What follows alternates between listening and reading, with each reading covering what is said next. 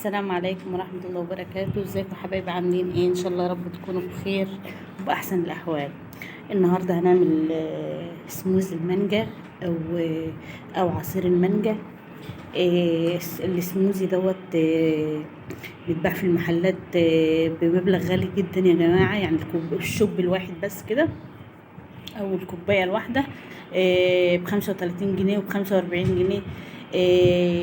هنعمله في البيت بمنجيتين وكوبايه سكر.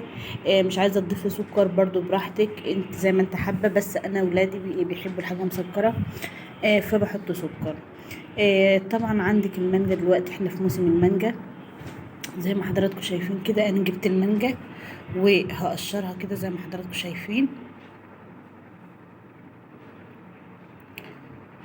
هقشرها كده بقى كلها.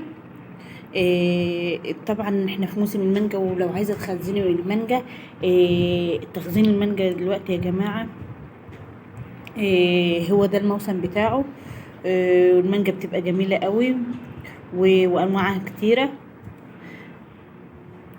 شايفين المانجا؟ المانجايتين دولت هيعملوا شفشق سموزي. بصي يعني لو 5 اشخاص مش يعني بصي فيها 200 300 جنيه. فيما انت ممكن تعمليه بمانجايتين بس مش هيكلفك كيلو مانجا واحد. والكيلو دلوقتي ب25 جنيه يا جماعه.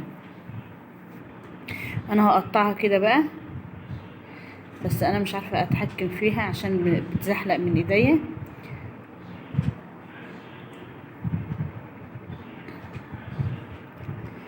هقطعها كده زي ما حضراتكم شايفين.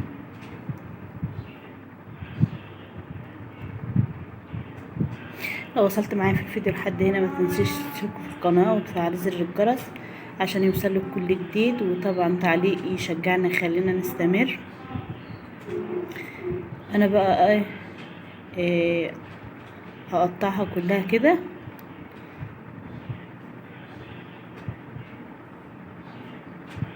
كده قطعتها كلها اهوت. شايفين لون المانجا يا جماعة؟ لونها جميل وريحتها جميلة، وحاجة نظيفة في البيت عاملاها لولادك. نظيفة كده وفيتامينات بقى في الجو الحر اللي احنا فيه ده. الجو صعب يا جماعة، والله الجو صعب جدا. انا بقى هجيب المانجا بتاعتي دلوقتي. هجيب بقى الكوبايات هحضرها اهو زي ما حضراتكم شايفين كده. وهجيب بقى الخلاط بتاعي عشان هنزل بيها في الخلاط. بس انا الخلاط بتاعي كان في الوقت ده يعني في اجازة، فعملت بالكبة وخلاص. هو اي حاجة المهم تقضي الغرض وخلاص. انا بقى نزلت بالمانجا كده، ونزلت بالكوبايه السكر. السكر زي ما انت حابه، زي ما انا قلتلك. عايزه تحبيه مسكر ماشي، مش عايزه تحبيه مسكر عادي.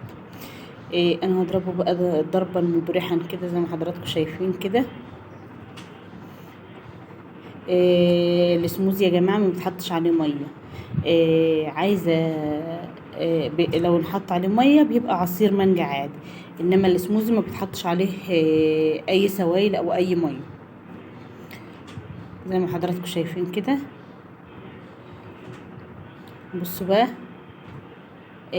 انا هنا بوريكم التقل بتاع السموزي عامل ازاي. هصبه بقى في الكوبايات.